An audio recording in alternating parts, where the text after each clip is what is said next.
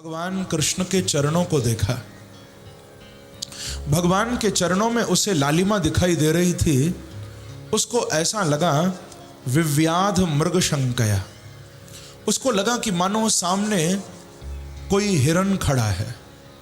भगवान का चरण उसे हिरण का मुख दिखाई दिया। अनजाने में तीर चला दिया और वो तीर कृष्ण के चरणों में समर्पित कर दिया। पास आकर देखा भगवान को तीर लगा हुआ है, रोने लगा। प्रभु मैंने आपको तीर मारा, मुझे तो करोड़ों जन्मों के लिए नरक में जाना पड़ेगा, मैंने आपको तीर मारा। भगवान कहते हैं कि भैया मैं तो यहां बैठकर तेरा ही इंतजार कर रहा था, तेरे इस तीर को खाने के लिए यहां बैठा था, क्योंकि तू नहीं जानता मैं सब कुछ जानता हूं। जब मैं राम बनकर आया था उस समय तू बाली था, मैंने तुझे छुपकर ऐसे ही तीर मारा था। तेरा ये कर्जा तब से मेरे ऊपर चढ़ा हुआ था, आज तूने भी मुझे छुपकर तीर मार दिया, मैं आज तेरे कर्जे से भी मुक्त हो गया। भगवान उसको अपने चरणों की अखंड भक्ति का वरदान देते हैं। सोचो जरा, जो तीर मारने वाले को भक्ति दे सकते हैं तो प्यार करने वाले को बांके बिहारी क्या नहीं दे देंगे। भक्ति का वरदान दिया। भगवान के सारथी आ गए दारुक। दारुक को प्रभु बोले कि दारुक भैया अब तुम्हारी सेवा भी यहीं पूर्ण होती है, अब तुम्हारे लिए अंतिम कार्य हम दे रहे हैं, तुम सीधे द्वारिका चले जाओ।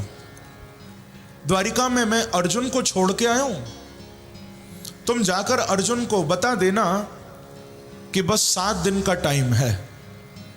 इधर यदुवंशी तो लड़कर समाप्त हो गए, द्वारिका में केवल 7 दिन का समय है। 7 दिन बाद पूरी द्वारिका पानी में डूबने वाली है, तो जिनको भी अर्जुन बचा सके, बच्चों को, स्त्रियों को, अर्जुन सबको बचा के ले जाए। ऐसा कहकर दारुक को विदा कर दिया। सब देवता आकाश में आकर खड़े हो गए। इंद्र खड़े हैं, वरुण खड़े हैं, ब्रह्मा खड़े हैं, शिव खड़े हैं, सब देवता खड़े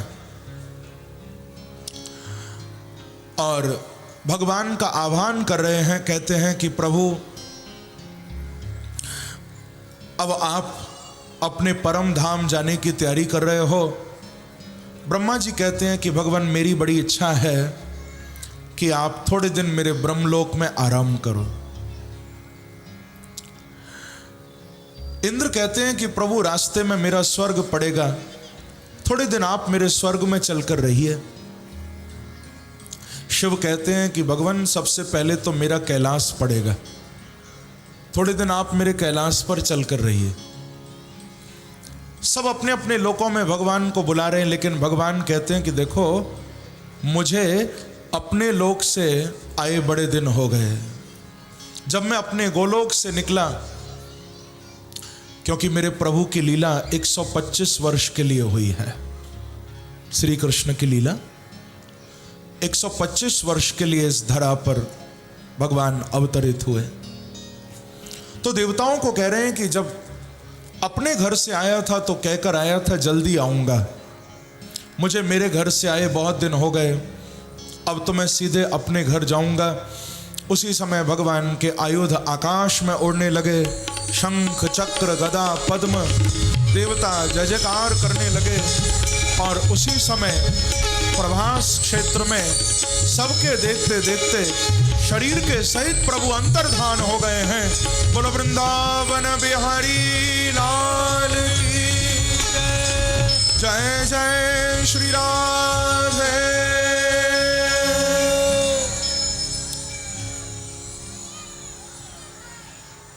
सबके देखते देखते भगवान अंतर्धान हो गए।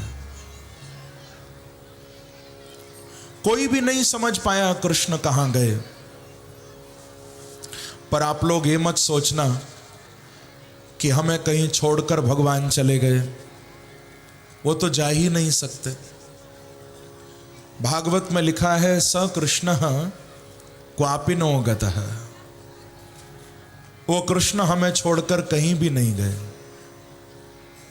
बंधुओं, एक रूप में वो बांके बिहारी साक्षात वृंदावन में आज भी विराजमान हैं, लीला कर रहे हैं, और दूसरे रूप में वही श्री कृष्ण आप सब भक्तों के बीच में साक्षात भागवत बनकर यहां बैठे हुए हैं। ये साक्षात कृष्ण का रूप है भागवत। प्रेम से कहिए श्री राधे। तो सुखदेव जी महाराज इन सब लीलाओं का वर्णन करते हैं। अंत में कहते हैं कि परमहंस गतौ लभेत। परीक्षित, जो भगवान की इन लीलाओं को सुनते हैं वो परमहंस गति को प्राप्त करते हैं।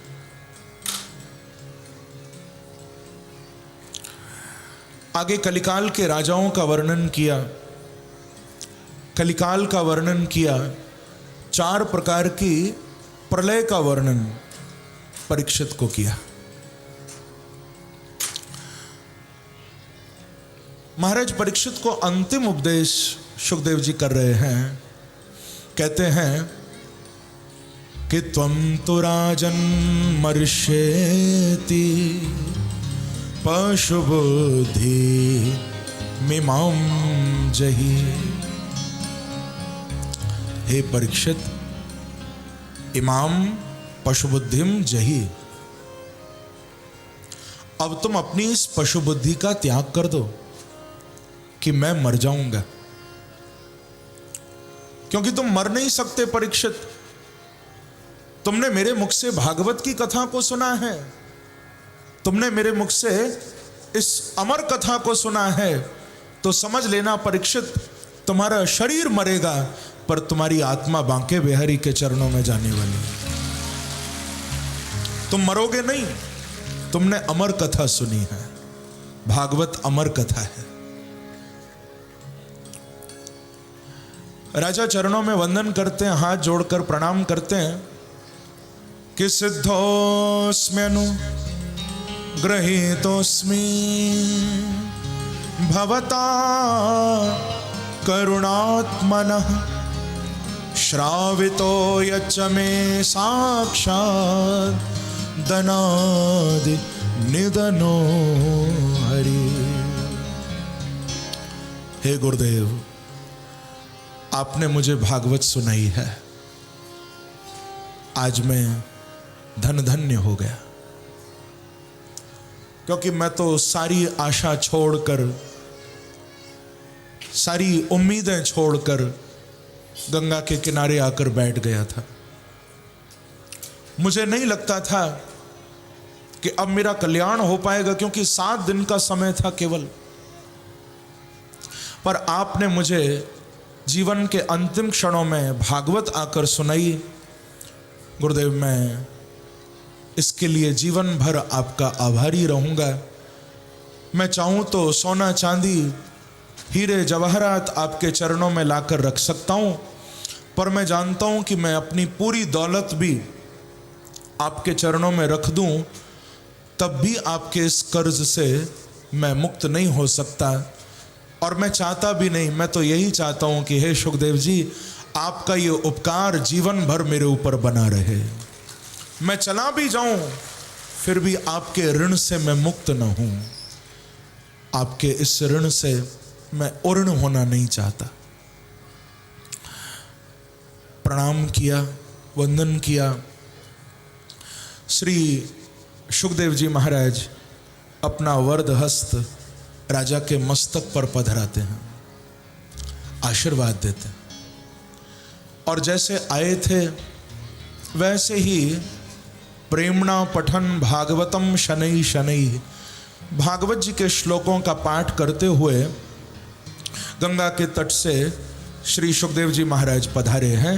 बोलो सुखदेव जी महाराज की जय। राजा समाधि में बैठ गया। आत्मा पहले ही परमात्मा में लीन हो गई है। केवल परीक्षित का वो 5 भौतिक देह गंगा जी के तट पर पड़ा है। उसी समय तक्षक आया है और तक्षक ने राजा के शरीर को डसा। ये 5 भौतिक शरीर राजा का मर गया, लेकिन परीक्षित की मृत्यु नहीं हुई।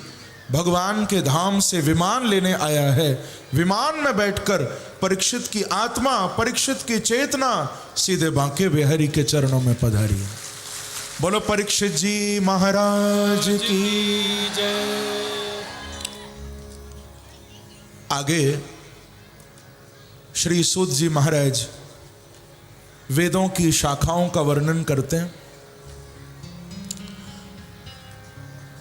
मर्कंडू ऋषि के पुत्र श्री मार्कंडेय जी की कथा सुनाते हैं, जिन्होंने 6 मनवंतर तक भगवान का भजन किया था और 6ठे मनवंतर में भगवान का भी दर्शन हुआ। भगवान ने अपनी माया भी इनको दिखाई। इसी प्रकार से प्रभु के आयुधों का वर्णन भी सूत जी ने किया। भागवत की अनुक्रमणिका का वर्णन किया। किस पुराण में कितने श्लोक हैं, अंतिम अध्याय में यह भी बताया। और अंत में सबकी ओर से श्री सूत जी महाराज प्रभु के चरणों में प्रणाम कर रहे हैं। ये श्लोक बड़ा ही प्यारा है। जिनको भी याद हो मेरे साथ जरूर गाना, ना याद हो तो केवल 2 मिनट के लिए दोनों हाथ जोड़कर आंखें बंद करके भगवान का ध्यान करो। सूत जी कह रहे हैं, यम ब्रह्मा वरुणेन्द्र रुद्र मरुतः स्तुन्वन्त दिव्यैस्तवै वेदै सांग्र पदक्रमोपनिषदैर् गायन्ति यम सामगा ध्यानावस्थित तद्गतेन मनसा पश्यन्ति यमयोगिनो यस्यांतं न विदुसुरा सुरगणा देवाय तस्मै नमः। ऐसा कहकर सबकी ओर से सूत जी ने भगवान को प्रणाम किया। भागवत के 2 अंतिम श्लोक बड़े ही प्यारे हैं। मैं चाहूँगा आप सब मेरे साथ ये 2 श्लोक बोलें, क्योंकि इनको भागवत का सार समझना चाहिए। मैं अर्थ भी बताऊंगा, पहले आप सब मेरे साथ बोलना। मैंने बताया था ना, भागवत के श्लोकों को गाने से अनेक यज्ञों का फल मिलता है। तो ये 2 अंतिम श्लोक हैं, मैं बोलूंगा, पीछे आप बोलना मेरे।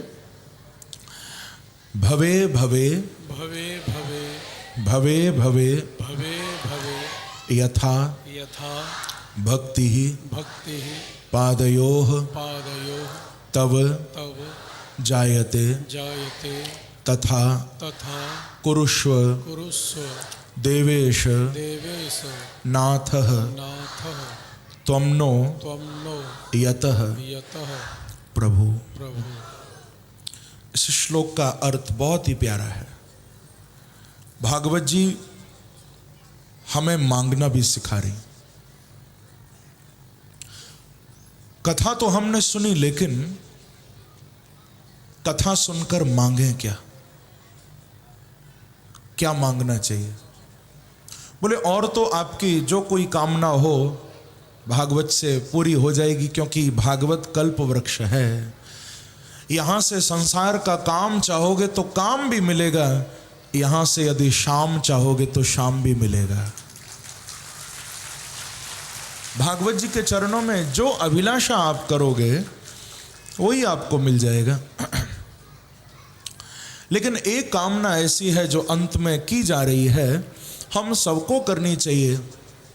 यही प्रार्थना अंत में की गई है कि प्यारे, हमने कोई ऐसे काम तो किए नहीं जो हमें मुक्ति मिल जाए, तो मुक्ति ना भी मिले तो कोई परवाह नहीं, भले ही आगे भी हमको जन्म मिल जाए, लेकिन इतनी कृपा करना कि जहाँ भी जन्म मिले, हम जहाँ भी जाएं, हे बांके बिहारी, आपके चरणों की याद हमारे हृदय में हमेशा बनी रहे। हम आपके चरणों को कभी भूलें न, हम आपसे कभी दूर न जाएं।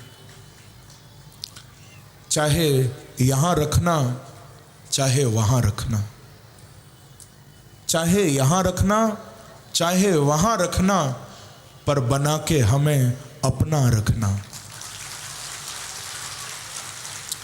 हम जहाँ भी रहें तुम्हारे बनकर रहें बस।